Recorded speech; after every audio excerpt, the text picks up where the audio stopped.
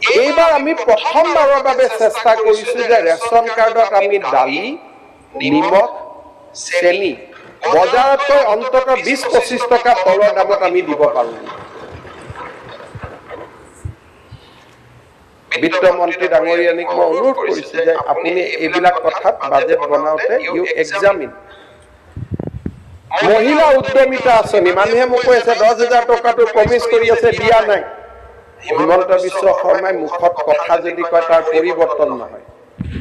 আমি 10,000 ৰাখিব খোজা নাই 27 লাখ মহিলাক এই বছৰ 10,000 অহা বছৰ 25,000 তাৰ পিছত আমি 50,000 লৈকে লৈ যাব খুজিছো যাতে আমি সঁচা অৰ্থত লাখ কোটি বাইদেউ আমি নিৰ্মাণ কৰিব পাৰো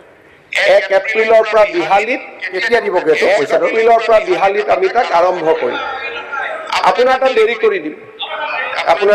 কৰি দিম 1 এপ্ৰিলত আমি বিহালীত আমি ইয়াক আৰম্ভ কৰিব খুজিছো আজি আপোনালোকক মই নিমন্ত্ৰণ কৰিছো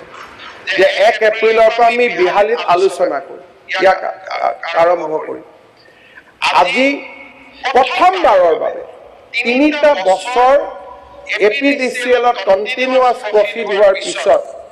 এইবাৰ আমি 1 মেৰ পৰা বা 1 এপ্ৰিলৰ পৰা ইলেক্ট্ৰিচিটিৰ দামো অন্তত 1 টকা পৰৱৰ্তী সময়ত আৰু 50 পইচা আমি লাহে লাহে এতিয়া কমোৱাৰ প্ৰক্ৰিয়া আৰম্ভ কৰিব